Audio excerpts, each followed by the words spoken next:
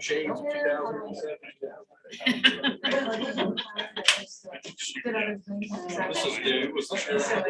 No, it was in the room, so we normally don't have it the way about it time, but it was in the room already. Oh, I've always said, when you're presenting and you've got you run, you kind of just, Be a little off. some people like having just a little something. It doesn't have to be that big. Maybe something.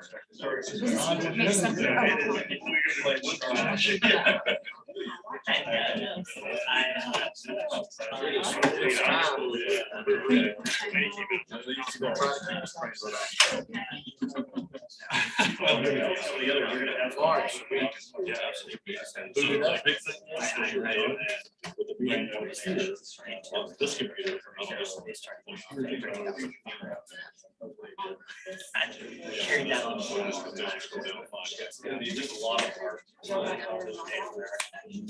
Yeah, I mean, you don't have to go back there. You can put it, obviously, but yeah, once you can just very.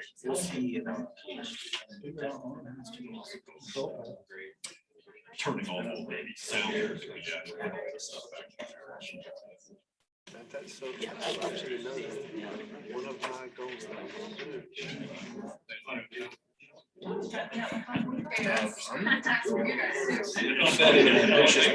We may not make it. So,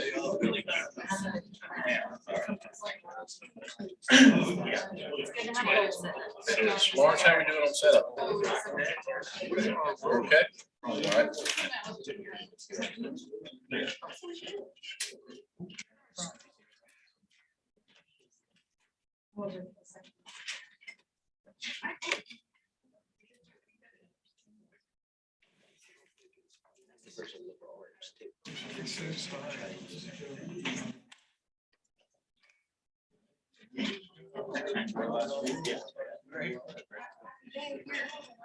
I had an easy question for you.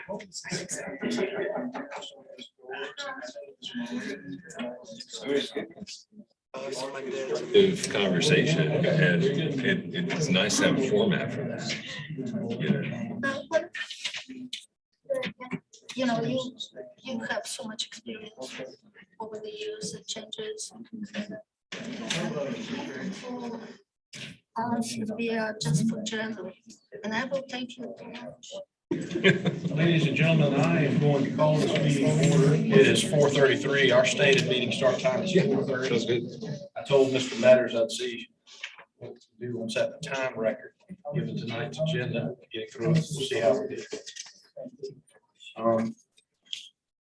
Welcome to the June 22nd, 2022 DAR large in-person meeting in the public meeting room at number 2 George Street. My name is John Robinson. I'm the chairman for today's proceedings. The other board members who are with me today are Jay White, Luda Sobchak, James Metters, and Seton Brown. There are no recusals. City staff present are Tory Parrish and Lawrence Courtney. I see many familiar faces in the crowd, but for those who may not be familiar with our agenda or order of business, I would remind you that the order of the meeting is as follows. For each individual applicant, there's first an introduction and overview of the project by city staff for the board and for the benefit of the public.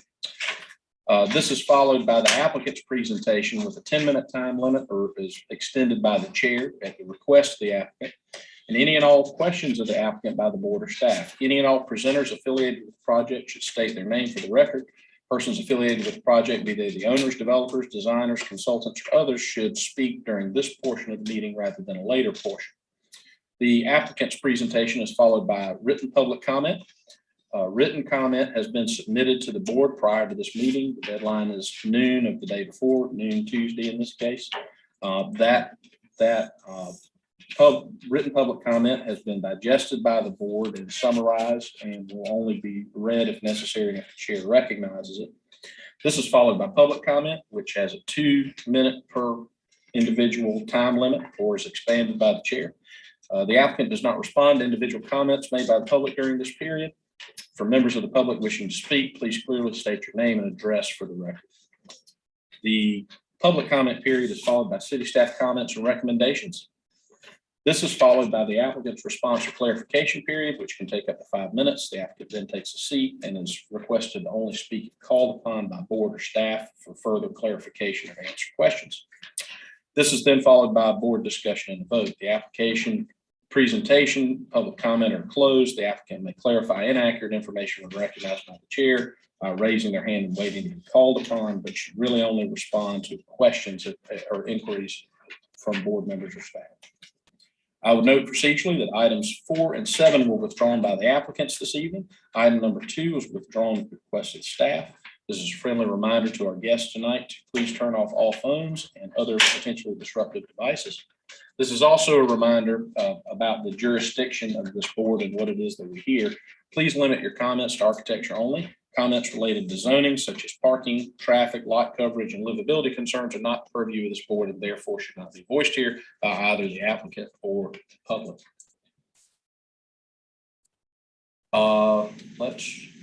Some additional protocol for the benefit of the public. The applicants have been required to register and submit all documents in advance of this meeting. Staff controlled the slideshow, and the applicant only needs to ask Lawrence Courtney which slide they wish to go to or jump to. Regarding public comments, your appearance here means that you've consented to this being a public recorded meeting. Public comments submitted in advance, as we've said, by noon the day before, has already been considered and digested by the board. It may be summarized here, only read out if absolutely necessary. For any public member who wishes to be heard should state the name and address for the record. This is a reminder to my board members that you will be polled by the chairperson for comments and then a vote on the motions before us tonight. When voting, you should make sure that I've correctly stated my motion, and each person voting should say yay in favor or nay not in favor. And if I've misstated your motion, please correct. Results of tonight's hearing will be posted at charleston-sc.gov/BAR. Agenda item number 1 is approval of our minutes from the May 25th, 2022 meeting. Those have been distributed electronically. Can I entertain a motion in a second for the approval of the minutes? I will wait. One thing, there's a blank next to the second for one of the items, and I looked at that and I haven't the slightest clue who seconded that item. So anyone want to volunteer? Because I think I made the motion. Item number, I don't remember the item. Item number 11. Yes. Oh, Well, that's why we don't remember. it was a marathon. Wasn't it? It does have a question mark. That was, remind me of It was 8:30 at Morrison. This was a requesting appeal of a staff decision regarding signage. The one where the approval was for internally illuminated monument sign and garage signs, denial of blade sign and requirement that no tenant signage be eliminated. Our collective recollection seems to be James Miller second. Thank you for that clarification. The amendment made on the record tonight. Any further amendments? Motion by Mr. Brown to approve as amended. If he accepts that amendment, and a second. I'll second. A second for Mr. White. All in favor, please say aye. Aye. Any opposed? Okay, we'll proceed to agenda item number 3 for this evening, 635 King Street. All right, this one, thank you, is requesting conceptual approval for a mixed-use building with an additional half-story along King Street through architectural merit and context. This is Courier Square Phase 2, Building 1. Kimborough, Elliotboro neighborhood, Height Districts 4 and 7, and in the Old and Historic District. For this one, Mr. Christian Satil and Craig Clements are presenting. And you can go ahead. Okay, 4.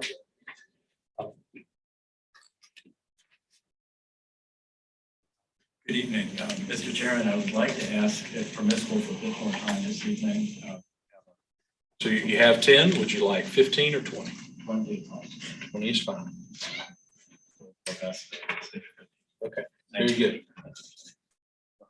Good afternoon. My name is Christian Sotil, Civic Design Architect for the Courier Square Building 1 redevelopment.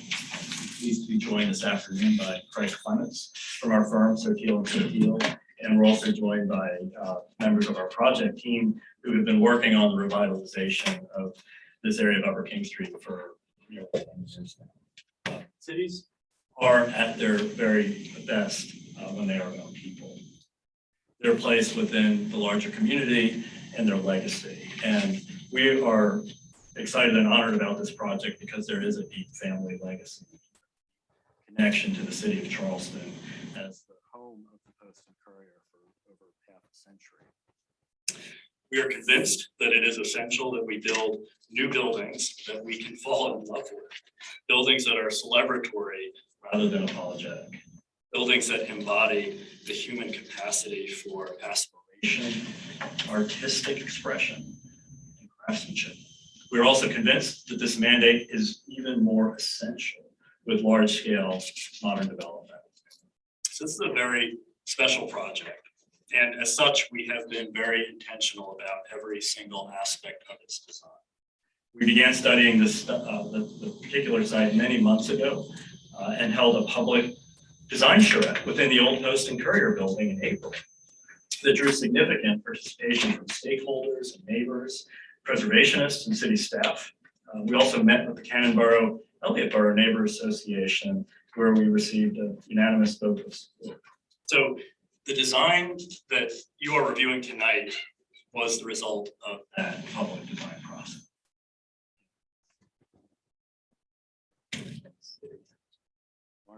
I forgot to introduce the context slides. I apologize. These are so sorry. I didn't want to interrupt you. We've got some context slides here showing an aerial. You're probably familiar with the site. This is the location on King Street, and then this is the site as it exists today.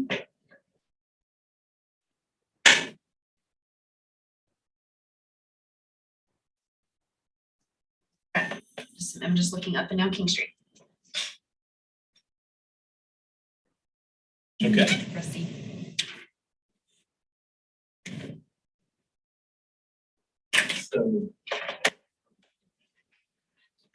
So what we're going to do is we're going to begin really with where we began in understanding the urban context of the project, the spine of the peninsula, and taking really a closer look at the block in which this is located. You'll see in the inset there, it was at one time the site of a church known as St. James Church, which we endeavored to find any physical evidence of the building itself, but certainly it was on this site, which was a larger block that stretched between Line Street and Spring Street in early years. As we studied the peninsula, there's no question that the irrevocable change that took place in the 20th century with the insertion of the expressway, the Seven Parkway, would forever divide the upper peninsula from the lower peninsula. And this was important to us because this is really right next to the site. We saw haunting images, maps that had incisions cut across them that would be the route of the freeway as it was installed. And then ultimately the delineation that's produced by that, in the same way that Broad Street or Calhoun Street divides segments of King Street, the expressway creates a very tangible and a very near permanent division between the entire lower peninsula. Which takes us to our site, which really is, in short summary, a gateway site as you pass beneath the bridges of the expressway and enter the lower peninsula. This is one of the very first blocks that we so in a sense, it's an infill site, but it's an important site on an extremely important street. We've measured and drawn out everything we can know about the site as we began, including buildings that are there, buildings that are not there yet but have been approved, so we could understand the potential of that future context as we and really, in that sense, this is an interesting project because it's one building of a larger master planned area, but we know a lot about the plan, we know a lot about the buildings around it. So it gave us a really wonderful platform to understand, in a sense, that this is an infill site of the future. You can see on the map here that the site of 635 King Street fronting directly onto King with infill buildings both to the south and north and the west as well. So these are the maps that we drew as we prepared and began to study the project. Also, of course, studying photographs of the area and understanding sort of the various frontages. It's really a classic frontage on King Street. The view that you see, an important view here as well, is a regional view that you see from the top left as you look from the expressways. You move across the site and look over the skyline of the city. That was one that I took note of as well. And then the view from the neighborhood as well, as you look down through Annenborough, Elliottborough, down Bogart Street towards St. Philip and on beyond into the site. Also a really critical view shed. So as was mentioned, we did work in a design charrette mode, and we really began, in a sense, we began from scratch. Beginning back in February with interviews, we spent a lot of time preparing for the charrette, really understanding the background of the project, preparing careful site analysis drawings during the month of March, and then a week-long charrette in April. And I just want to thank everyone here, staff, members of the community, and preservation professionals for being a part of that project. It was extremely enjoyable. It was intense, but it was extremely enjoyable, and we always find we learn things we could have never, ever learned. And so this was truly a wonderful process, one that we're still investing in the afterglow. Some big ideas emerged in this process. One of these was that this was a building with multiple frontages, and we needed to understand it that way. This idea that it was too big of a building to really think of just one front. Obviously, its most important front is king, but multiple entrances and multiple frontages came out. Also reconciling the height regime for the area and looking for formal order within that, we began to realize that we could unify the skyline by carrying portions of the King Street frontage up to 5, which we would be able to carry around the block and create some order and logic to the overall building to help unify it. So some of those early ideas began emerging. We do have a project with its primary frontage on King Street, without a doubt, the most important frontage. But we have 2 alleys within the block that have a very different scale. We spent a good bit of time sort of hiding out in great alleys in Charleston and measuring them, preparing for the charrette.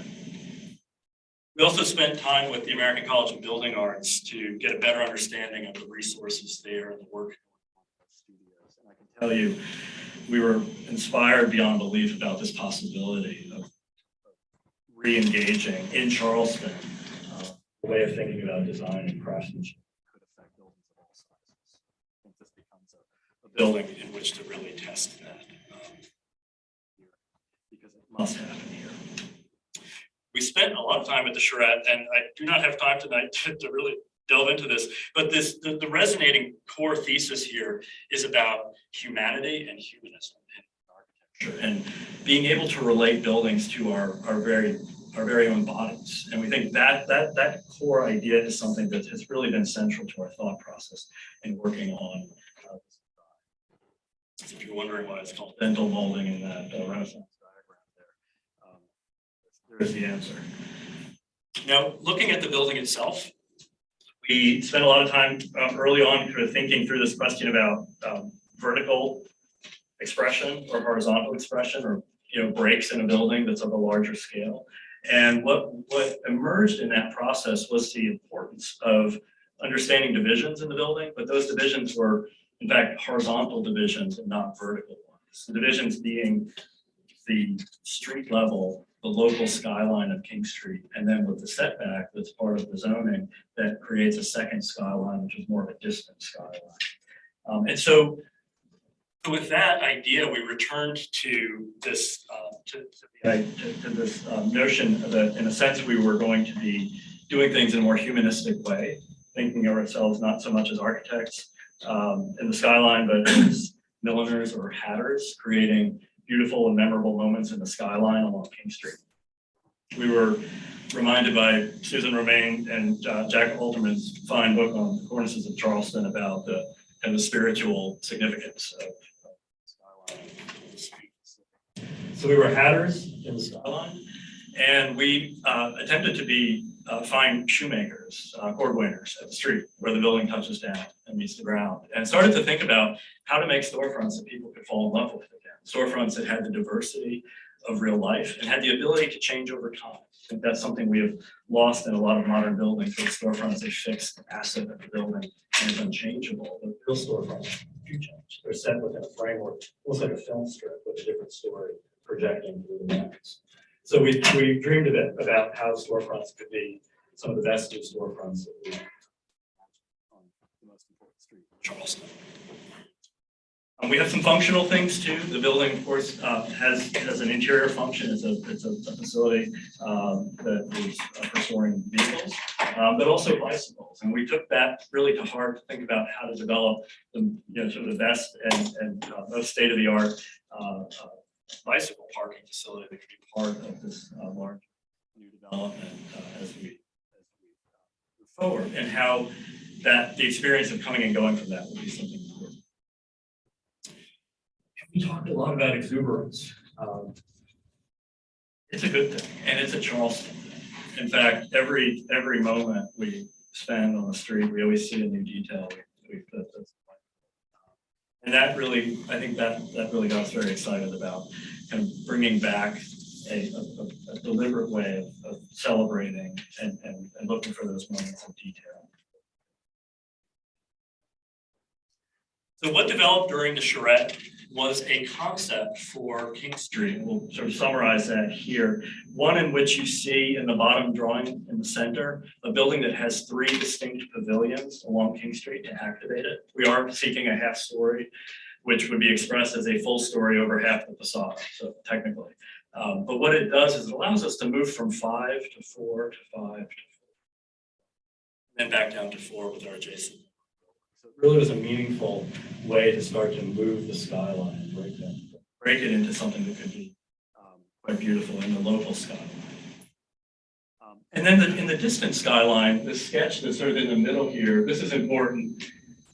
In that the view that you see from the expressway is one in which we have an obligation, we think, to add an element to that skyline that's emerging now. We have in place the clock tower of the Guild, which is a landmark at the focal point.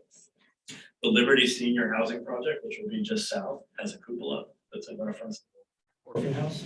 And we felt like this building, through the device of an elevated parapet, could do something really elegant there. And sort of thinking back to things Joe Riley has said over the years, that this city is a beautiful thing. When you add something to it, you're adding brush strokes to it, they should make it better and not worse. We felt like this building has a contribution to the skyline on that facade facing toward the north. So we started to study that as we move forward. So this is really it. It's a micro manifesto and really our report card for the project from now till the very end. Were these 5 statements. The solution must be humane. It must be of Charleston. It must relate well to all frontages. It must beautify the skyline. It must.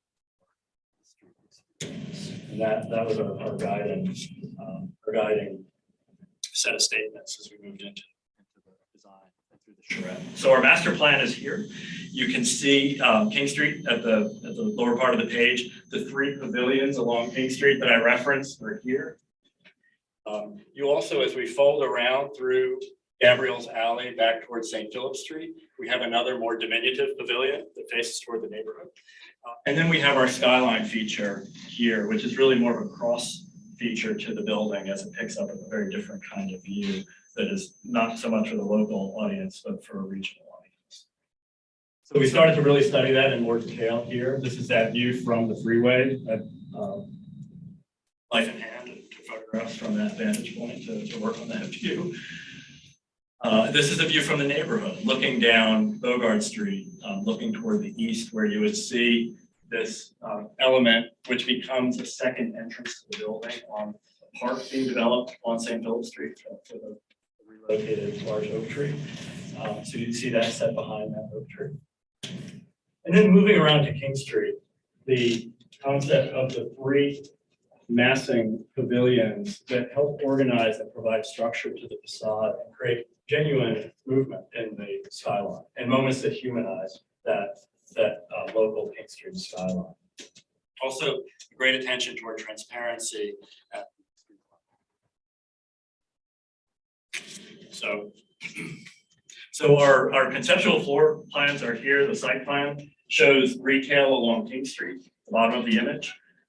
You can see along both Gabriel's Alley and Ackerman's Garden, the alleys that are within the block. A real attention has been paid toward creating intimate entrances. And then St. James Court here, which comes in from Line Street, provides access in the middle of the block to the building service and to the parking functions within the building. So that's happening there. Taking a closer look here at the floor plans and with the retail, really developing that texture along the alleys. We spent a lot of time thinking about how to create really great frontages at a close-up scale along the alleys. As we move up through the building, we have frontages on all sides. And then as we move up toward the skyline, we have those 3 pavilions along King Street that I mentioned. We also have a courtyard that's internal to the building. Then as we move up to the 6th and 7th floor, we've set back both from King Street and from the St. Philip Street frontage, but also from the sides. So we could really differentiate the upper architecture from the sides. North and south. That's an overview of the floor plans, completing here with the rooftop. So to the elevations. This is our King Street elevation, and as it developed, we've continued to really pay attention to developing that rhythm in the local skyline. We've created a very strong horizontal expression to clearly separate the storefronts from the upper architecture. And we've thought a lot about humanity and the human form and proportion in the language of the building. See that in the 3 bays and pavilions there and these Laurel Arch motifs that we've developed within those. I'm going to come back to that as we move along. You'll also notice there's a very clear sense of entrance in the building. One of the items that we've heard and seen with residential or multifamily residential is often the entrance is sort of concealed or not quite clear. So we wanted to really tackle that front and center. As we move back, this is the side of the building that would be toward the neighborhood, and you can see on the right side of the elevation there that pavilion component that would face toward the Oak Park. And you'll see really that the building sort of dissolves with terraces. We brought that level, the courtyard level down there to soften that rear elevation, and really focusing on the texture of the garden entrances here on the deck. As we move to the sides of the building, this is the side adjacent to the Liberty. And here the real focus is the alley and the entrances of the alley, really that first level of the building where you're in close range view. And then if we move around to St. James Court, this is internal to the block, but we took care to ensure that there was still a sense of order to this that made sense. So if the entrance to the parking is centered on that St. James Court entry, and we have a secondary entrance that's similar in geometry to that to the right, where the bicycle parking entrance is. This elevation is internal to the courtyard. And then we've come back now to the overall context elevations to put this in context, and you can see the relationship of the design for the Liberty Senior Housing to the left, the 3 pavilions of 635 King Street. So capturing that rhythm along the facade, and then what's known as building number 2 in the master plan, which is at the corner of King and Lime Street. So it's truly an infill facade in that respect. And if we look at it here from the neighborhood, again, we can see it sits behind the buildings that are actually on St. Philip Street, but you have a really good view to that one entrance pavilion to the second block. So with that, we proceeded to prepare a series of enlargements to really begin to study the character of the building. And this idea of the Laurel Arch as a recurring theme in the building, I want to talk just a little bit about that. It's a motif that is developed using a compound elliptical form, and we really keyed in on it because of its strong relationship to the human body. It's clearly, it's a form that draws on both organic and geometric forms, and we were excited. We felt like this communicates an elegance that is appropriate here, and one that has a very direct kind of visceral relationship to our understanding of our body. So we've used this really as a motif that helps us to work through various design conditions throughout the project. So we can answer any other questions about it as we go along, but I want to just mention a bit because you really see it clearly here in this. The front entrance here, you'll see two really key parts of the building. We're focusing on moments where ornament is warranted, where there's a moment where it's good to be joyful to do something really celebratory and direct tangible ways to create locations for detail that are warranted and create collaborative opportunities to work with groups like the ACBA and other faculties that assist with producing. Mr. Sativ doing just fine, but you're at the 20-minute mark. Would you like 5 more minutes? Yes, please. Thank you. That's okay. Got your 5 minutes. Thank you so much. Here we're looking up at the central pavilion. Again, that humanizing geometry of the Laurel Arch. Coming back down to street level, this is moving from King Street into Gabriel's Alley, which is a really wonderful opportunity to carry the retail around. You can see very easily a cafe kind of spilling out into that space. So keeping an eye on transparency and refinement in the detailing along the alley and really all the storefronts. Looking up into the building, completing the cap condition of the pavilion. Here, looking up to the upper skyline, what we would call the distant skyline, really here, keeping it very simple and very elegant and sort of softening lines was our watchword here. Kind of keep the weight in the lower architecture and make this a bit lighter, but elegant. Moving back now down to street level, and in this case, we're walking through Gabriel's Alley, where we've really been looking at creating a rich movement and an orchestration of these entrances. As we look up from a view from that particular point, here you'll see we've developed a series of bays that are sort of a blend of being open balcony bays as a way of aerating this facade and softening it as you move.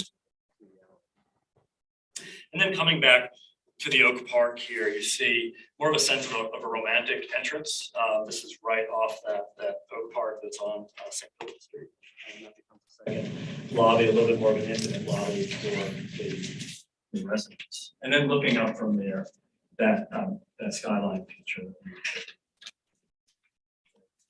So those are the design drawings. We have included some analogs for you in the package as well. We had many images, but ones we felt particularly helpful or meaningful to deal with colors, materials, and textures. We are thinking of a building with a lighter coloration to its brick, more of a buff color, more saturation in the lower architecture, and a little bit more bleached in the upper architecture to set back with that. Wonderful examples here in Charleston to draw. We looked at some of our favorite buildings. Really, I think Enston Hall has always been something to me that just seems asymmetrical arches that define those entrances. And then the textures of the alleys and paving. So many instances. Coloration again of brick here with the People's Building. We think there's a really beautiful sort of gentleness to this. And I think we began to realize through this process that this was a inherently more feminine building, and it seemed right in that it's next to 2 new infill buildings that are going to be more masculine in nature and character. So that became also part of this conversation and developing the streets. And this return to the art of building. And there's so many buildings here in Charleston that remind us of why this matters, things that make it worth walking through. Reserving space for ornament. And so you'll see that with our enlargements, we've been looking for those key places to do that. And the coloration of the brick character of Charleston. So I won't go further on these. I know that I. But I will say we also want to dedicate this work to memory of Christopher Alexander, who passed away just. Call to wholeness included in our final closing page here. So with that, I think all my time. I want to thank you, and I appreciate your review and our belief that we can make new landmark buildings and we can create an architecture that truly celebrates the art of building and provides beautiful and rewarding experiences to the public. And I do believe that we can make buildings that we can. Very thorough presentation. Is this now Mr. Clemens' turn? No. We're done. He's just there. He's here to answer. He's Unless you would like me to share some thoughts. I just have one quick question for the applicant. Certainly. Throw that out there. So this is a question I used to ask all the time, but I stopped because no one ever said no. But it's really worthwhile on a project of this nature. Have y'all tested the construction costs of this? Are y'all confident in it? Your ability to afford it? We have. Okay. We have. And we're fortunate working with a very experienced developer on this project that has their own in-house construction management team. But they have been vetting this conceptual design from the minute the charrette ends. So we appreciate that question very much.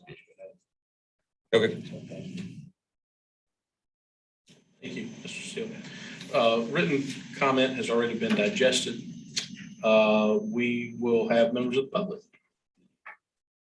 The public wishing to be heard on agenda item number 3, 635 King Street.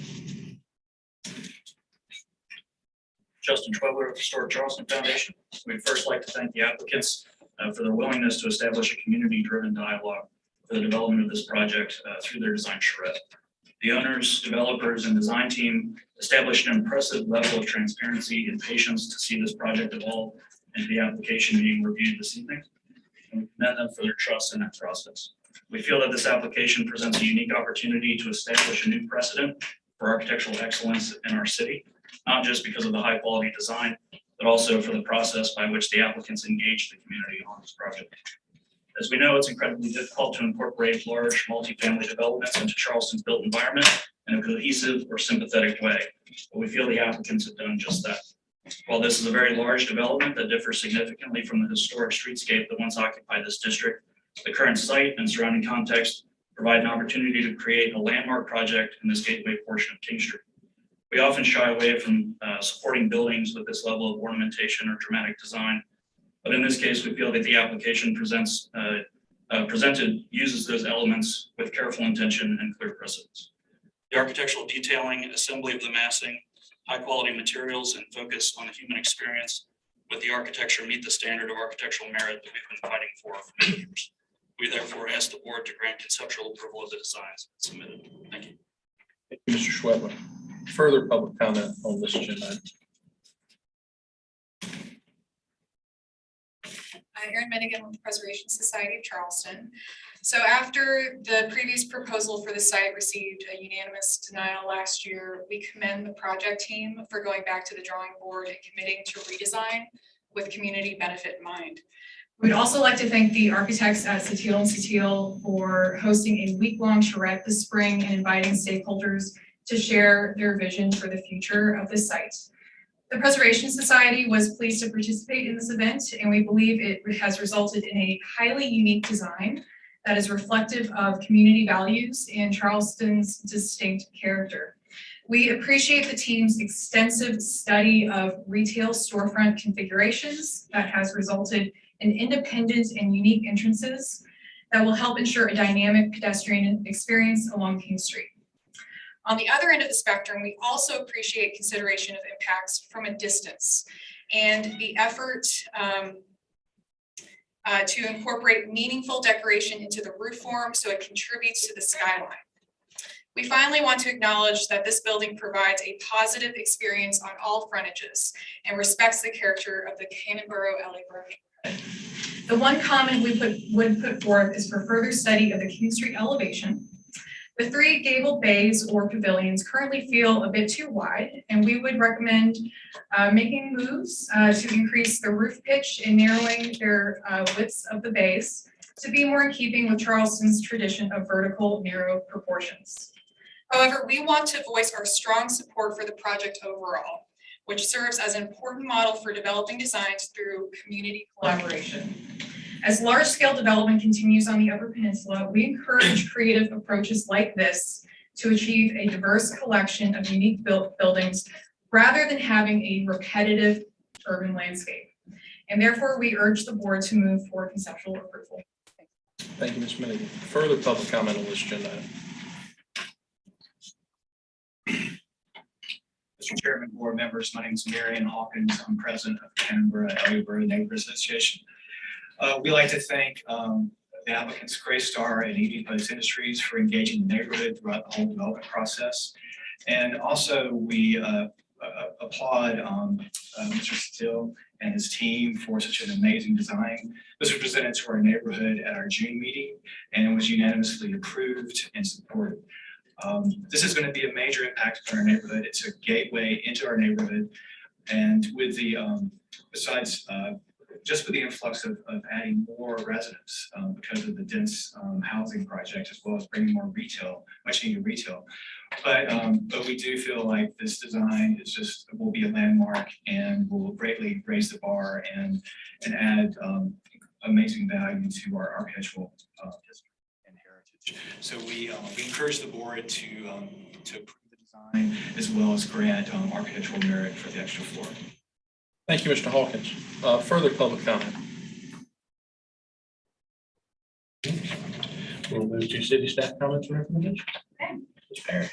Thank you. Number 1, the applicant has, in their inimitable fashion, set about to comprehensively study the site and its context, both historical and more contemporary, and have arrived at a solution which, while solid and functional, appears to incorporate elements of some caprice and fancy, resulting in a playful expression amid its more staid neighbors.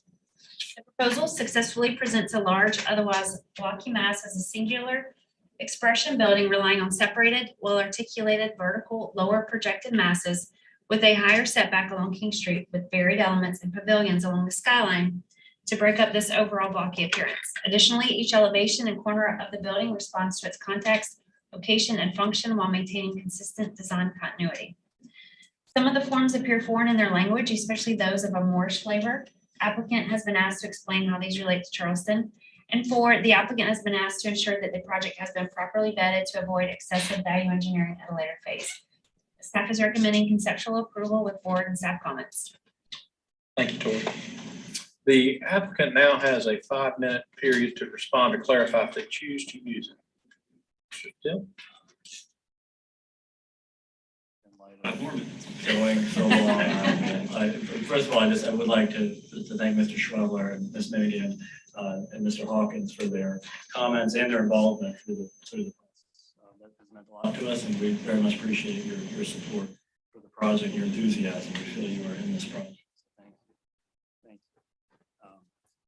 you. To the comments from the Preservation Society about the proportions of the front facade, I think that's a very interesting comment. I think that is one that we're happy to continue to study as we take the design forward. One thing we will look at too is the shallow viewing angle that you have on King Street. These elements in elevation will almost never be seen in elevation. They'll be sort of in a torqued view. So we'll look at that. I think it's an interesting comment. We want to have a sense of verticality, and it's similar to the feeling you get from that pavilion that you see all the way down Bogart Street, where you really will see that facade. We hear the comment, we're sensitive to it, to study it. And to staff's comments about the arch and motif, I tried to address a bit of that in my earlier comments. Thank you. Thank you. Now move to board discussion and vote on this agenda item. What do my fellow board members have to say about it? Yes, sir. Ask to clarify fronts.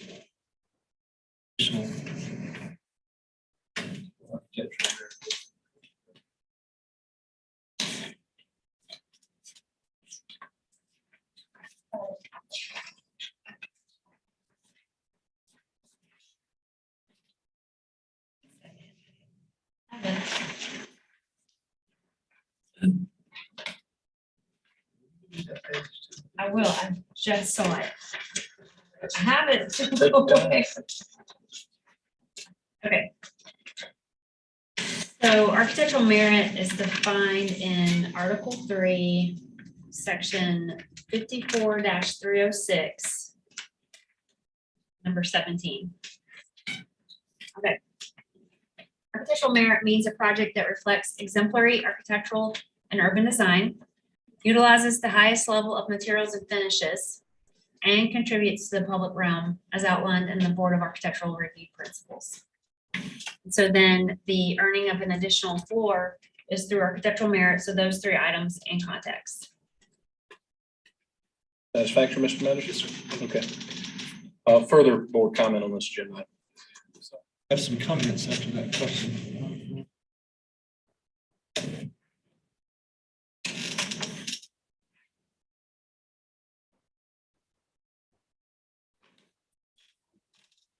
I enjoyed listening to your presentation. I can't see you right now, but I wanted you to.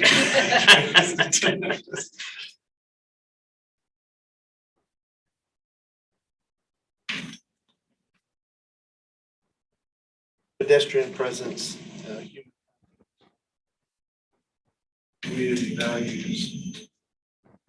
Laurel Arch. there's a lot going on. A lot to take in. I spent time studying.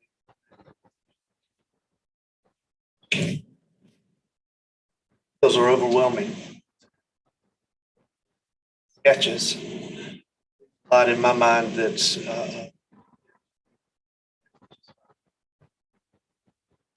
but it also makes, when I look at the elevations, are the details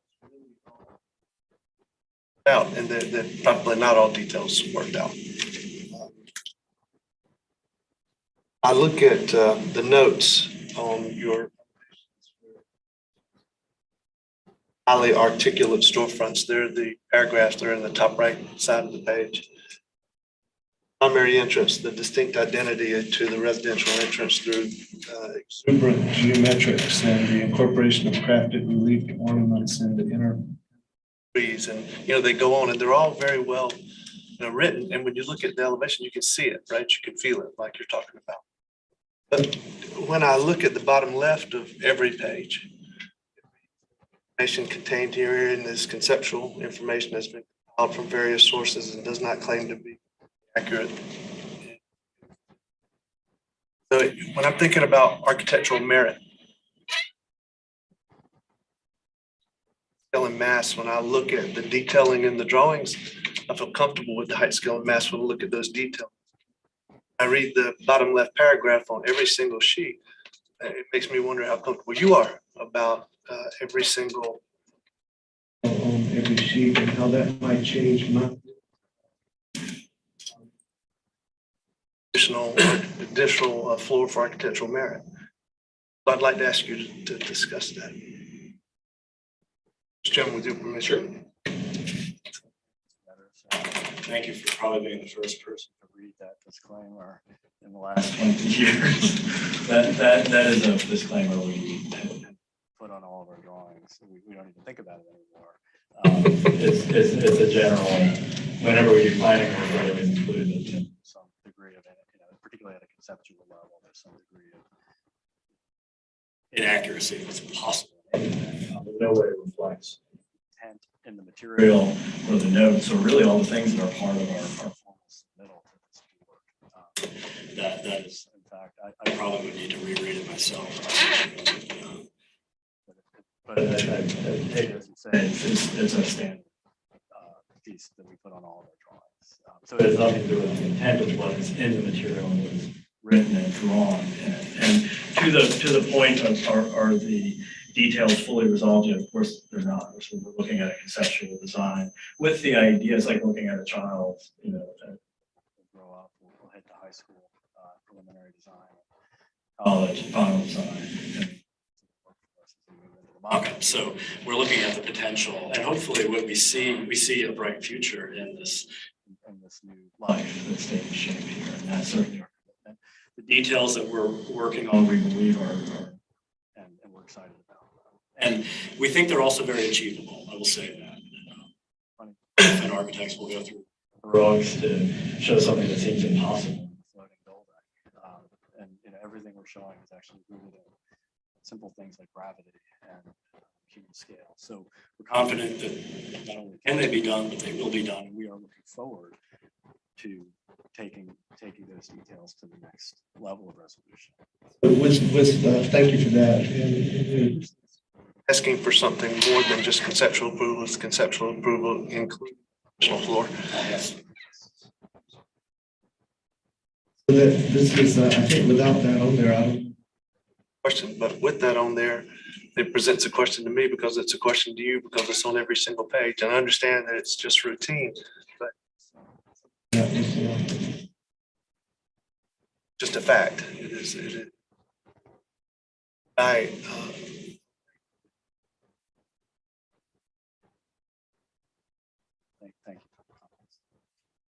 Further comments or questions? Well, so I've seen a lot of this stuff come through the AR process. I've seen a lot of projects get chewed to a pulp through the process. And it's usually because they fail to do the due diligence that builds success. And, the property owners have made a notable investment in community engagement. And that's time and resources that most teams don't devote. And I know that process well enough to know what it looks like when those conversations are worthily applied to the design. And I can see it here. And it's made an immediate turn in the prospects of this project.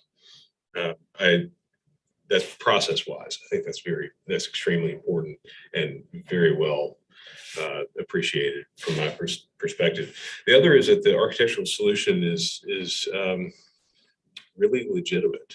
It's it's completely free of the sort of superficiality about architectural pattern languages that we've become all too familiar with at this board. It's a bona fide work of architecture in the traditional vein with verve and spirit and intention and quality. And at the conceptual level, I can wholeheartedly support it, including the additional half story. Thank you, Mr. White. Further board comments? And I have to agree with my colleagues. I mean, from reviewing all of in the short time that I've been here, reviewing a lot of the projects that has come through the board, this is one of the few that I can say is really most appropriate for Charleston and a building that Charleston deserves. The level of detail when it comes to both looking at the streetscape, the local and the distant skylines, I think is really important in a city like Charleston, and that you're one of the few that have shown what the greater context of the building will look like, not just in the neighborhood, but in the community as a whole. So thank you for that. It's funny that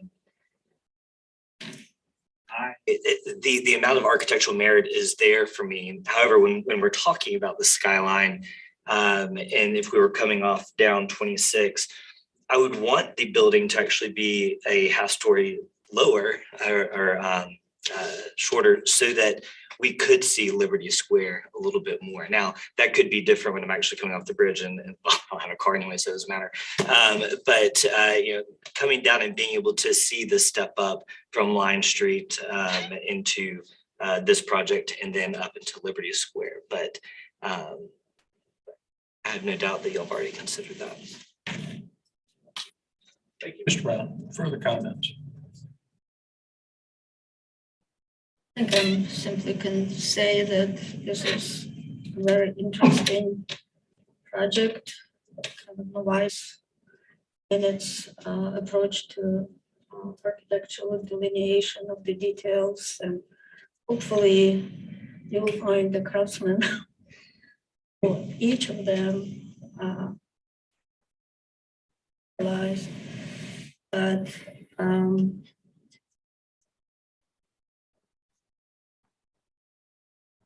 conceptual that story, I don't know if it will be, maybe it will be perceived somewhere up there when you're driving, but I don't think you will perceive that half story from that with everything what is happening with this building. So to me, it's no issue right now. I would just say that I'm comfortable with the height, scale, and mass of this building. I think that the architectural merit is there to justify another 4.5 specifically. I think that the architectural design is exemplary, that the general architectural direction is appropriate. The level of materials, finishes, workmanship, et cetera, in this project is the best that I have seen in my relatively brief tenure on this. Should be a model for others. And that it benefits both the context and the public realm.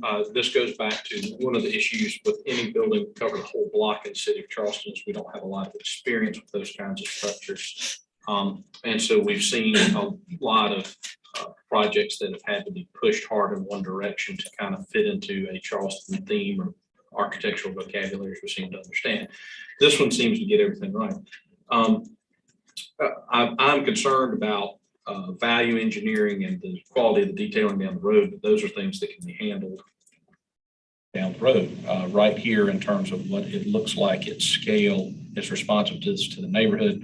It's a very refreshing, nice project. I like all the themes. I like, you can see the investment, the benefit that was had out of the charrettes. In terms of pulling together some really nice architectural themes, I actually thought about Joseph Paxton's Crystal Palace. It has a hint of that in it. It has some other nice English elements. And something about it reminds me of the old Charleston passenger terminal, which burned after World War II. So I think that it does have merit. And in your presentation, I think you addressed some of the staff comments related to Moorish or Spanish revival elements. You can pull enough of those from disparate places in Charleston to make that work. So.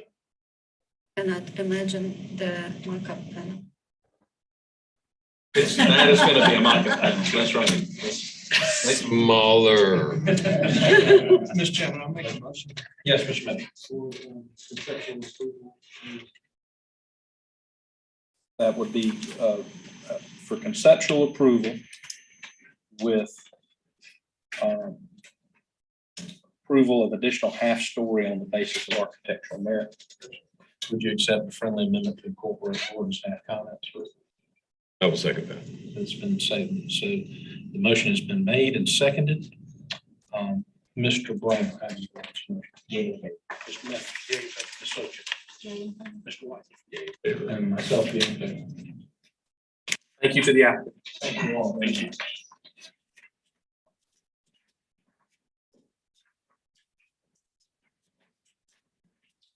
Agenda item number 4 has been withdrawn, as was previously noted. Agenda item number 5, 69 Morris Street.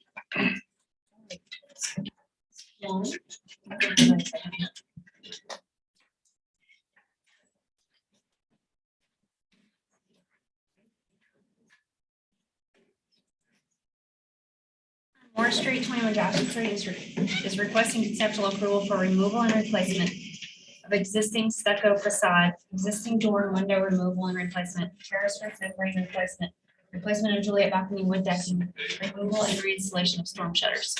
This building was constructed in 2007. It's not rated. It's in Radcliffe Borough in the old city district. We probably have some context here. Yeah. Wait, hold on just a second. We'll let them get that.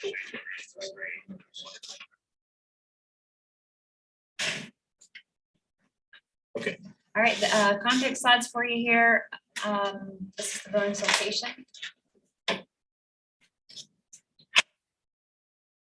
Actual building from Jasper Street.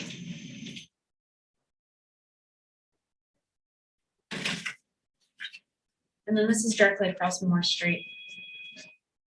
All right, for this one, we have Alex Campbell. That's correct. All right, thank you. Mr. Campbell, you have the floor. Thank you, Mr. Chairman, board members. This is my first time presenting in front of you, so also it seems like a very tough act I have to follow. Please forgive me if I missed anything or don't go over. Hopefully like your arches. What we're presenting is, again, repairs to the 69 Moore Street and 21 Jasper. And just a quick backstory. Original design, we got original drawings are dated 2005. 2007. Back in 2017, repair design documents were done by ABS and repairs performed by KRC, which I was approved in front of the board. And that scope is similar to what we're doing now, but those repairs were strictly to the Jasper building. These two buildings are separate buildings with kind of a connector walkway in between. Their scope consisted of removal and placement of the windows, removal and placement of the stucco facade that's around there, and the terrace roof membrane. What we are proposing back in 2021, myself and members of SK performed an investigation due to water intrusion issues on the Morris building specifically. And with that, we found that there was, water intrusion through the stucco facade itself, especially floor line flashings at transitions in their Juliet balconies, at fenestrations, and also along their terrace where their roofing membrane transition to the stucco facade. Based off that, we decided with the HOA to perform repairs, which included, as the young lady mentioned, removal and replacement of the fenestrations, the sections of the existing windows, the stucco facade, as well as the terrace doors and Juliet balcony doors. This will also include removal of the storm shutters and replacement of the storm shutters. We are going to impact resistant windows. So those storm shutters will just kind of add a little bit more to it, but adding the impact resistance of that. One of the only real changes that we want to do is something similar that they did in 2017 Jasper. On this building, they have a decorative wood sill that's in front of all the windows. In the Jasper construction, because of a severe rot and deterioration and termite damage, they were changed to just a small east span. There are small east accent elements already on the building. But that was the only thing that was changed. That's the only thing we want to continue due to the rot that's in these that we're seeing with these bands. The only other part is that they have a wood deck flooring on the Juliet balconies. These are severely rotted, bare bone, and actually in danger of people that they shouldn't be on these balconies. We kind of just want to do a composite wood to match every small Juliet balconies, but besides that, we're really going, like for like as far as the stucco, the components that we're going back with, the fenestrations, we've submitted through there, which is at the end, kind of what we're proposing as far as the impact resistant doors and glazing to show that the grid patterns of the architectural features that are existing match what's currently there. So that way we're trying to keep it as like as possible, just those two small. As you can see on the elevations, there are certain highlights, and right now I'm speaking specifically to the 69 Morris building. There are two facade elements on the back side of the Morris building. In the parking area, there is kind of a bay window area on the second and third floor. This is a fiber cement board. There was no issues that were brought forward from the HOA and the testing that we did there show concern for any facade removal in that area, except for the bottom 12 inches where we saw that the through line flashing was improper. So part of that is just removing that bottom 10 to 12 inches of that trim board to shiplap that flashing so we get a positive drainage in that area. But again, going back to the same cement board and painting that area as well. There's also the only change, but again, like for like, is there's a cornice cap that goes along the second floor that has a metal cornice coping cover, and we're just redoing the flashes that water drains on top of that coping, but obviously going back to the same material that's there. With regards to Jasper, during their 2017 repairs, there was a section, I'm not sure as to why, it's on, I believe it's the south elevation, where there's about 20 feet of the second and third floor where the stucco was not removed and the flashing was not done. We've recommended in this that they finish that repair project. I don't know why that was chosen not to be done, but to complete that repair process as well. And the only other thing as far as the Jasper building is the ground floor wooden entrance doors have started to rot, and we want to replace those in kind. Two of the things that we have as alternates, depending on cost, is removal and replacement of the terrace roofing system and removal and replacement of the actual roof. Again, the thing common, which is because they're reaching their age to where they need to be replaced. Thank you, Mr. Campbell. Yes, sir. Any public comment on this agenda? City staff comments and recommendations. Fundamentally an in-kind repair of existing. This is fundamentally an in-kind repair of exterior cladding material, doors and windows and terrace membrane replacement. But applicant needs to clearly enumerate items in scope of work. Of importance is how these alterations will affect existing thicknesses and profiles. Staff has worked with applicant on several similar projects which have come before the board and has no qualms about the applicant's ability to successfully execute this work. This is a highly visible and prominent project for this neighborhood in Charleston, and every effort should be made to ensure its success. Side-by-side comparisons of existing profiles and materials with proposed should be shown for a clearer view of how the proposed compares to existing, such as existing window sills or wood. Windows should be recessed as far into the walls as possible. And the recommendation is deferral, clear enumeration of items in scope of work, and restudy of window profiles and sill material with comparisons of other profiles with board and staff comments. Good. Anything further from the applicant? Board comments. So when we're dealing with a new-ish building, which you're probably not surprised that we see a good amount of this, with the current state of the construction industry in total meltdown, it's important for us to try to preserve the architectural effect of the project. That wall planes don't move, that window recesses don't reduce, that we don't lose profiles in those windows, that sort of thing. And the side-by-side comparisons of the original condition versus the proposed are vital for that. And I understand why staff wanted this on the agenda, but I think that probably a deferral is in order so that you can provide those side-by-side comparisons for review. Because I think just based off of what I see in this packet, I don't see any deviation from the original architectural intent, which was very well received. Further board comments? Will you have the construction administration? Yes, sir. Further board comments? One of the examples of value engineer. Yeah. Seriously, I worked in that area years ago.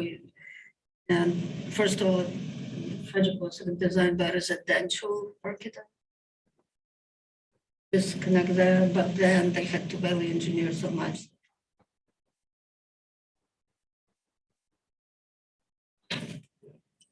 Gonna pay for flashings one day.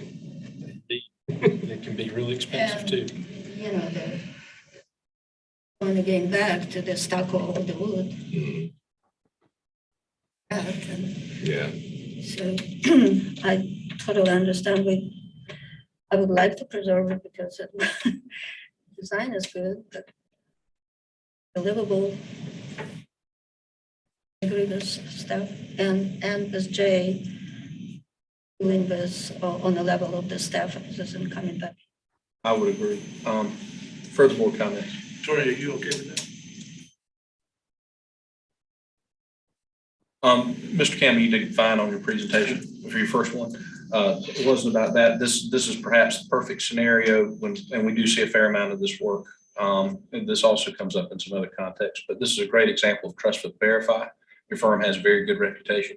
So literally the staff just wants to make sure that what is proposed is actually the same thing that the staff understands is being worked on in greatest extent possible. This is an exact like for like replacement. Certainly the quality is not diminished, but subject to those caveats, we're obviously fine with this project. We just want it to be nice and reflect well on what is a nice newish building in Charleston. Newish. I'm sorry. I was going to introduce a motion, but if you have a comment. So I just want to make sure, because y'all were hesitant. I was only hesitant because, But I just want to make sure that y'all are comfortable with it. Well, because yeah, I'll just answer that. The volume of workload is so plentiful and abundant that we share, and this is one that Lawrence will probably heavily involved in, and that's why I looked over at you. I can say that I have worked with these guys on at least 4, if not 5, large buildings. And they do top-notch work. Were y'all involved in B Street lofts? Sure. I was actually, no, I wasn't. Oh, God. I just recently moved from our. No, it's just like the whole thing's like. I was actually the project engineer for that. I was Okay. involved a little bit in investigation, but I recently moved to Myrtle Beach from our Charlotte office because my. Oh, my plenty of wife- work up there. Yeah, so I'm technically out of the Charleston office, but I handle some of the Myrtle Beach ones. I moved there because my wife she finished her residency. Did my early retirement plans. I'll go ahead and introduce the motion if I could for deferral with board and staff comments with all further review by staff. Very good. Mr. White, your motion, as I understand it, is for a deferral incorporating board and staff comments, but with final review by staff.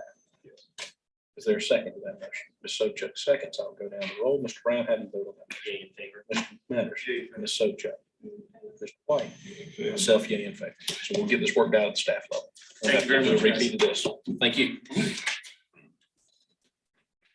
Very good. Moving right along.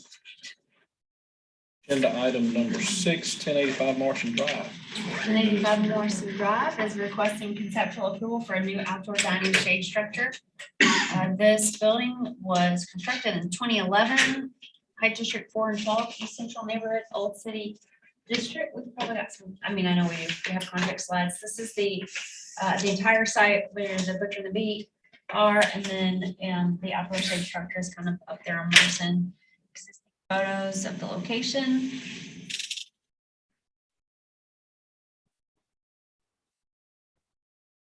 Larson and East on Brigade. And we've got Kevin O'Donnell. I'm saying his name right. You did actually. Kevin Archer for our client. Warren, you can just similar slides of the site and the existing photos. This is essentially a proposal for a covered structure on the existing outdoor dining terrace area. So next one. Existing site plan. It's got some whimsical, I don't know, most of you have probably eaten there at some point or at least seen it, some ramp systems, built-in benches, umbrellas. We're proposing to take all of that out, keep the wall that's there that separates the sidewalk from patio. Next one. And come in with a structure that is like essentially it's these 4 cluster columns that are out of steel. Next slide. This asymmetrical kind of bird-like roof that we thought fit in well with the aesthetic of the existing building and being a restaurant. So next slide. Elevation showing existing on the bottom, proposed on the top. And you can see the essentially shade structure. This would be from Morrison. The dashed line on there is the retaining wall that's existing. Next slide. View from essentially south, so you're in the courtyard at this point. Next slide. And then view from Brigade, looking to the courtyard. The wall on the far left side of the top elevation to the building's proposed structure. Next slide. And a section through it. Next slide. So we've actually talked to a structural engineer about this just to make sure we weren't throwing something up that was buildable. So all you'll see in the renderings, everything that's essentially painted yellow-ish is steel, pipe columns and two steel. Everything that runs on top of that would be wood, whether it's painted or some sort of nice but we'll see once we get into pricing. And then on top of that. So this is just verified. It's going to work. And then rendering showing the proposed. There's 2 versions of each. Next slide. Existing or proposed that shows kind of the overall picture then obviously with the existing vegetation trees. So, next slide. Here it is from essentially sidewalk view if you're walking out of Edmonds Oast. And then with the vegetation. So the yellow again is steel columns and the main beams.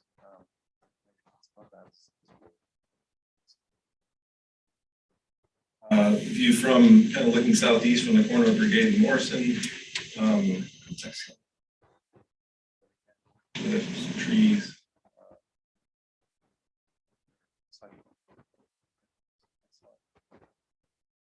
Looking south into the courtyard. Next slide.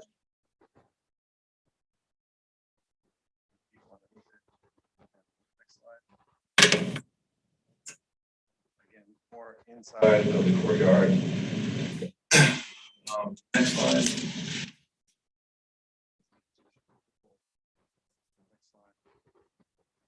So here's the view from Morrison, which is mostly how you're going to see it from the public right away. There's a challenge on the design side of it being essentially tall enough so that you didn't feel like compressed underneath this thing. I think the bottom of those beams sit right around 9 feet. It is a strangely proportioned existing building. It does have 5 feet trim both the siding, and I think that eave line where it comes down is closer to 8 feet. So there is some proportional differences. We tried to kind of scale it down slightly just so it fit within the existing context. It is kind of this, again, slightly industrial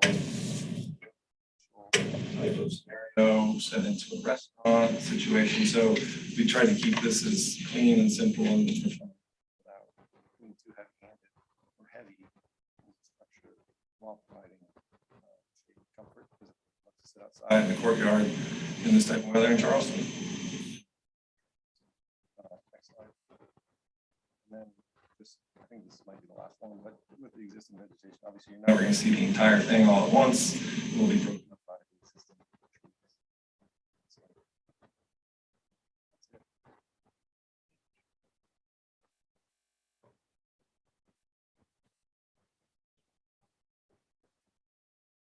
There'll be a gutter where those butterfly roofs come. There'll be an internal downspout down to subsurface.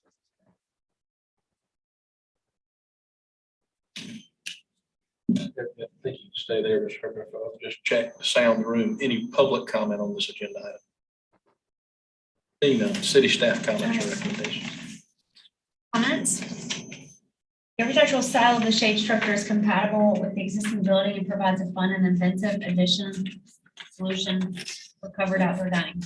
The placement of the shade structure seems somewhat incompatible. The overall system as proposed has nice proportions and spacing, and it is assumed that the spans and column locations are designed to work with table and seating spacing. However, the system should be shifted one way or the other or off the building or adjusted in some way so that the outer lines of columns are not placed directly in front of the glazing panels on the building. Even with that, we're recommending conceptual approval with board and staff comments. Thank you, Tori. In response to that, if you choose. Yeah, you might go back to the elevation. Keep going, like not the rendering.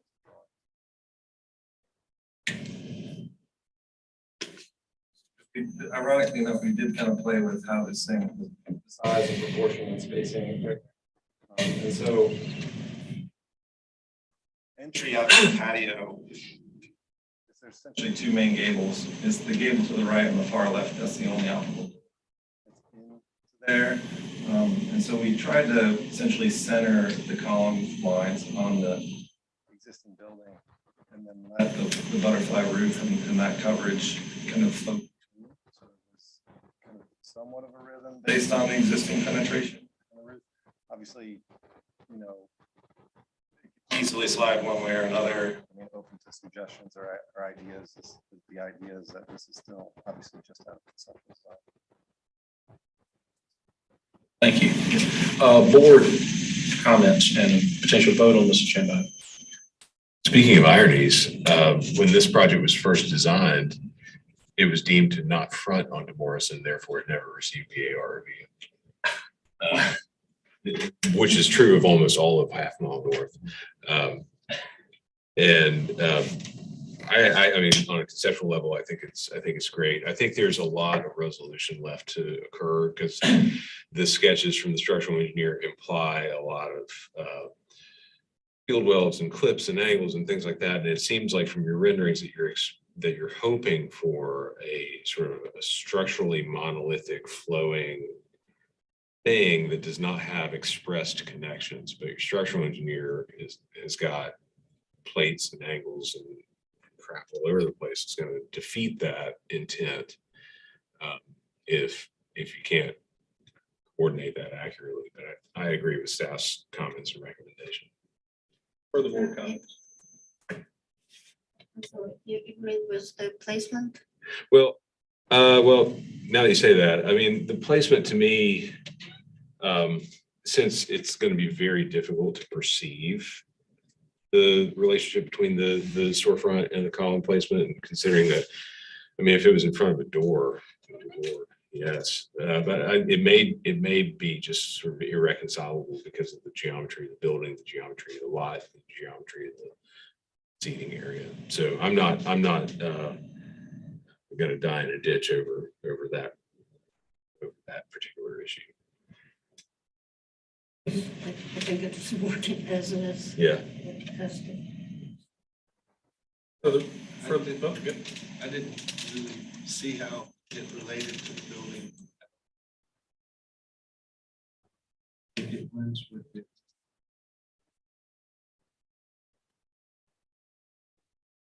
Further comment? Hearing none, a motion.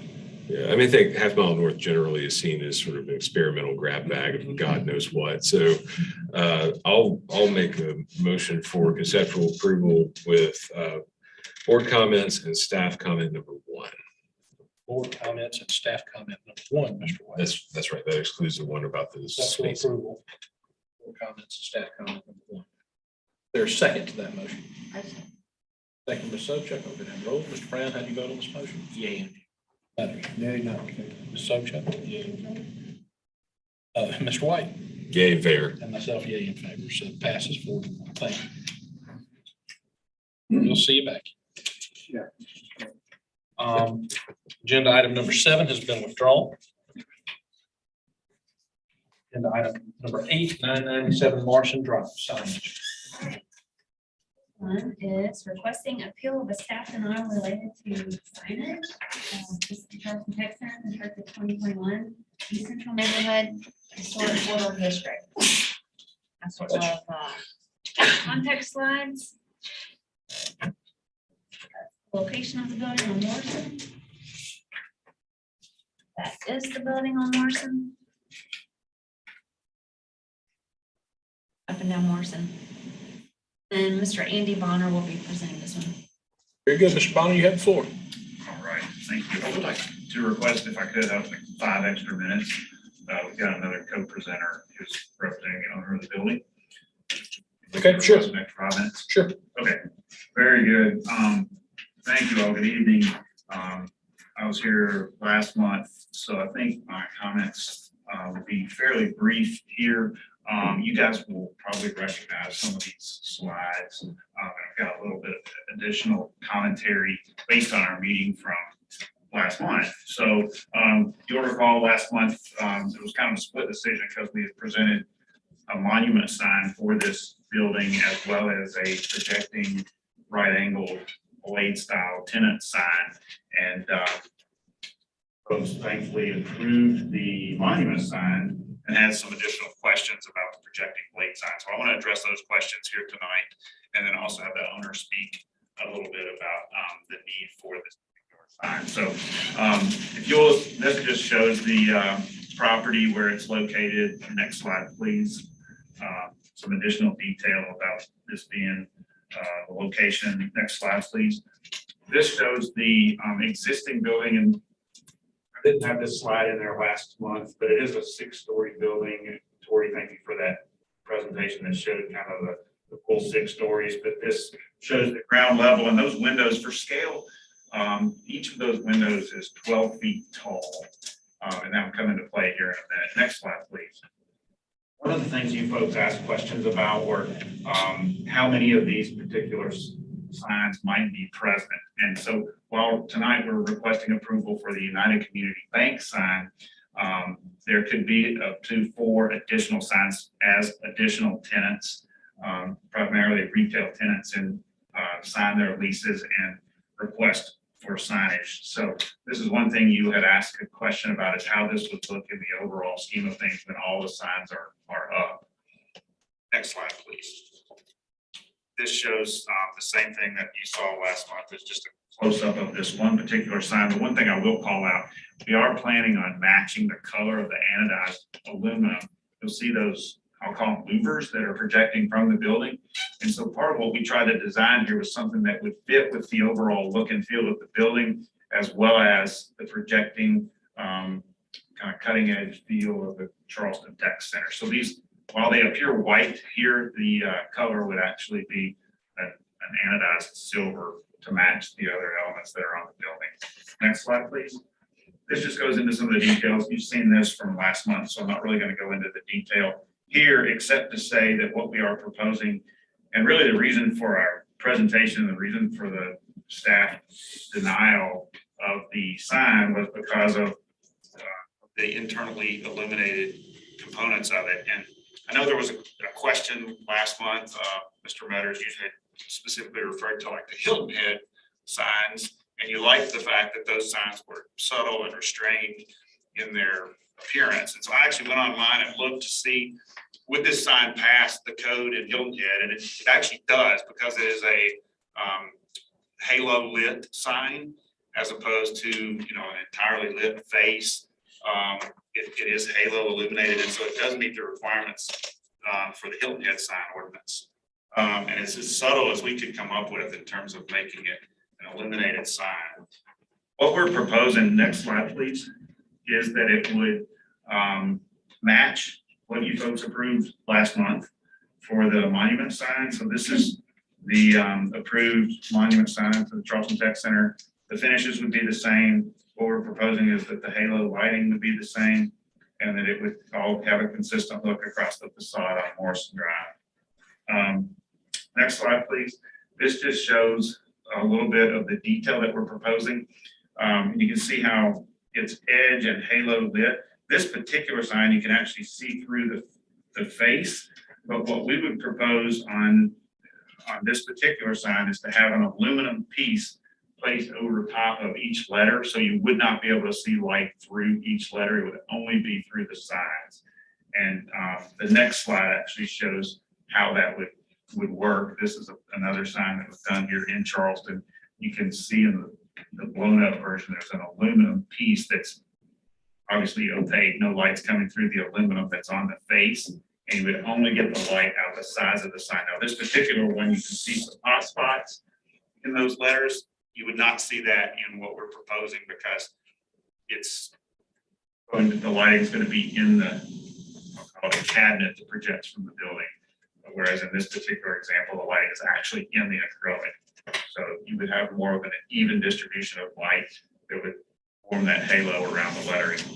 So then the next 4 slides were included last month as well, but they're essentially to show precedent for other lighted signs down in the area. In fact, many of these slides that are shown here, as well as on the next slide, are in the historic district and in the area where pedestrians are walking. What we're proposing here is again on this 6-story building where there is not as much ambient light, and where we feel a need to have some light so that people that are coming to the building after hours, which is not uncommon for a bank, if there's an ATM machine, if there are events, if there are meeting rooms, if there are after hours, even at 5 o'clock. During the winter months, it's fairly dark outside. So having some light on the sign so that people can find out where they're going and know that the bank is there, that's really the reason for, the primary reason for why we're requesting lighting on this particular sign. So, yeah, I would like to turn the floor over to Mr. John Dean, who is with Ironbridge Capital Partners, the owners of the building, to share some additional information. Thank you, Mr. Bond. Mr. Hand, you have Perfect.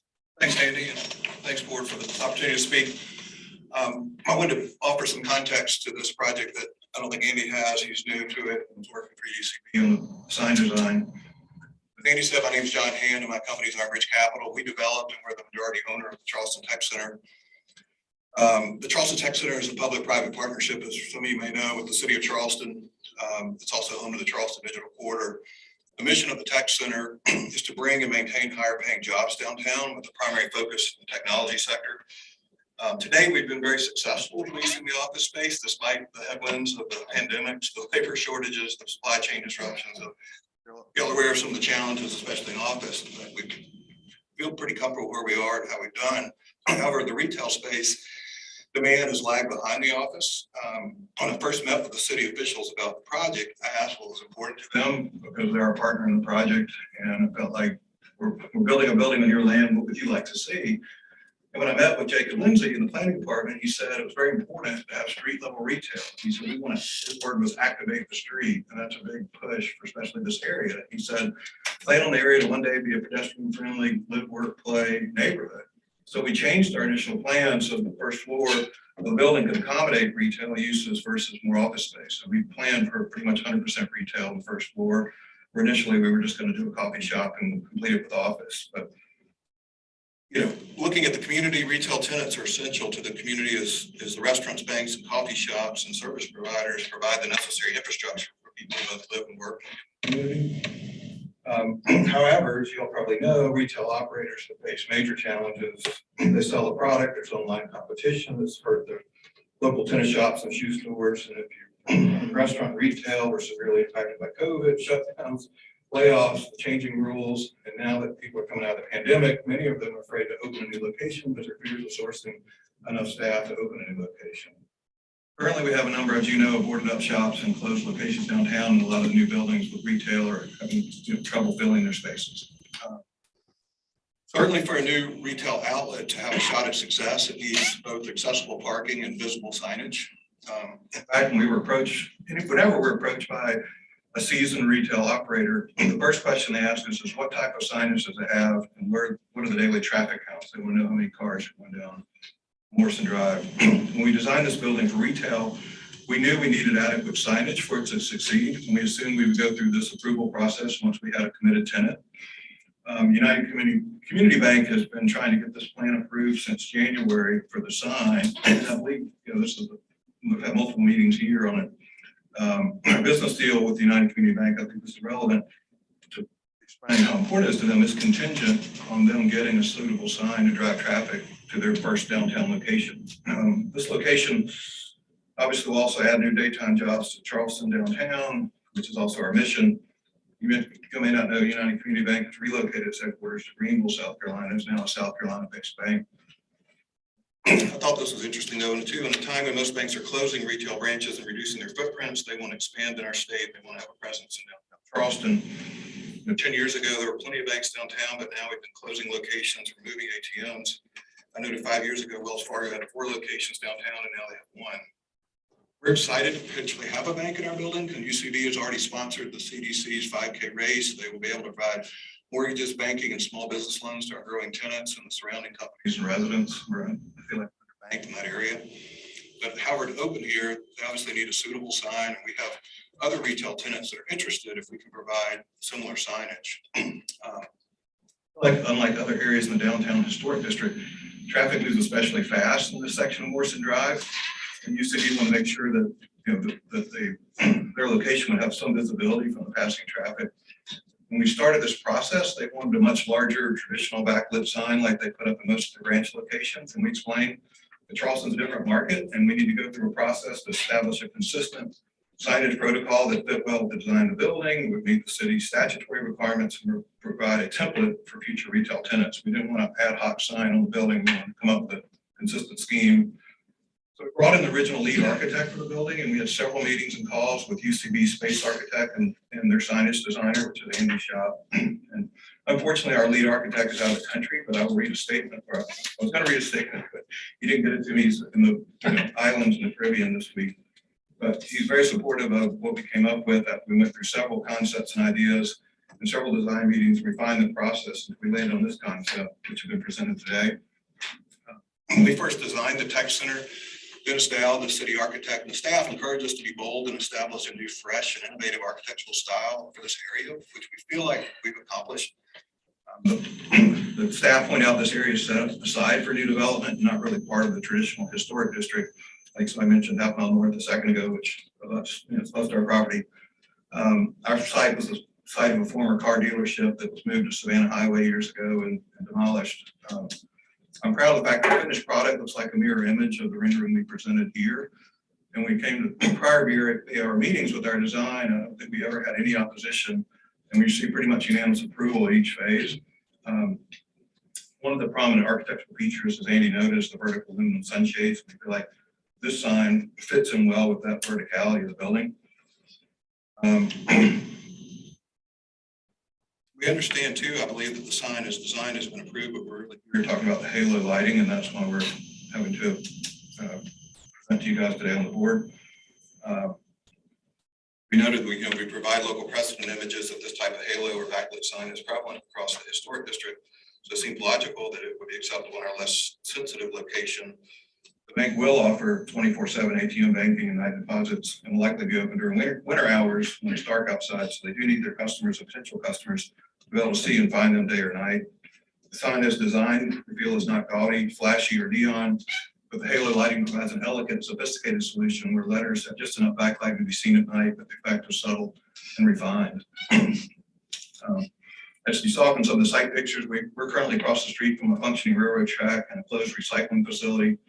We're across Conway from a boarded up government facility next to a vacant lot to the north, followed by a rug cleaning shop. So unlike the commercial district or King Street, we don't have a lot of commercial activity at night to light the street naturally like we do in King and Meeting Street.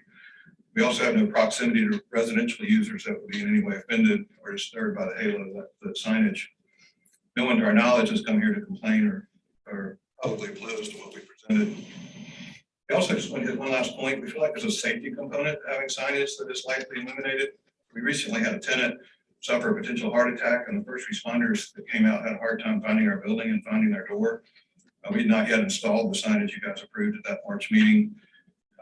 We're now in the process of getting that in. And the person turned out to be fine, but someone in the future, if they call 911 at night to the United Community Bank on Morrison Drive and police and ambulances can't find it, we feel like it could be problematic.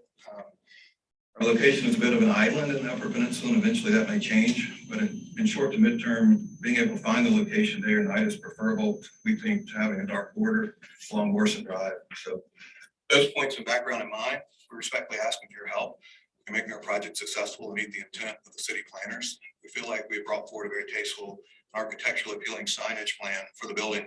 We're requesting approval of the sign design presented so we can continue to add jobs and build a safer live, work, play community in the Upper Peninsula. Thank you, Mr. Hand. Any public comment on this agenda item? City and staff comments and recommendations. Okay. Ms. Perry. 1, while a bit out of the ordinary, applicant is using blade-like signs for tenant signage, which might in another part of the city, on another building, be right angle signs. 2, due to the materials and fin elements of the building, this tenant signage is found to be compatible with the overall aesthetic of the building and has been approved as unlighted signage. Applicant is appealing staff's denial of internal illumination of the signage, which would be done in a similar fashion to the monument sign approved by the board at the last meeting. 3, staff sees this area of the city evolving and finds the illuminated signage might not be inappropriate in this area if handled well, suggesting the parkway might be a potential line of demarcation related to illuminated tenant signage. Variables include the type of illumination, and staff does think that the halo type lighting is more subdued and advocates for an overall restrained approach to the lighting and its color and illuminance. Recommendation is denial based on board direction on previously proposed individually illuminated tenant signage. If illumination of tenant signage is deemed appropriate at this location, we recommend final approval with board and staff comments and with board and staff to work with the applicant to establish appropriate color and illuminance. Thank you, Tori. If Mr. Bonner or Mr. Hand, if you want to respond, there's a response, your clarification period, you don't have to use it. Okay, very good. Board comments. And this is consistent with which I drafted. It has not been, no action yet, but I believe the monument sign that we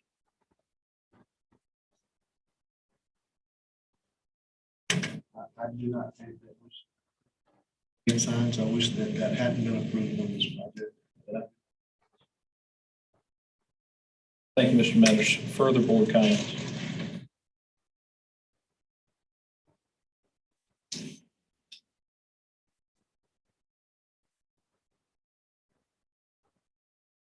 So the issue is illumination at all, not just internally illuminated, but any level. So, correct? Tenant signage. Of tenants. Individual tenant. Yeah, and I'm struggling a little bit to remember the details of the conversation from last time, but I think at least one of the concerns the board had was, well, how many tenants we talking about? How many blade signs we talking about? Because when you have a building that's designed from the ground up to be a multi-tenant building, I think you kind of need a multi-tenant signage approach, and seeking approval for each one by one, even though they may be an anchor tenant or a first floor tenant, is really difficult for the board, because you can imagine a scenario where if a single tenant signage is approved, however it may be designed, then every tenant that follows is going to expect at least that. And then it looks like 5-year-old got a sticker book and just had at the facade. So I don't know. I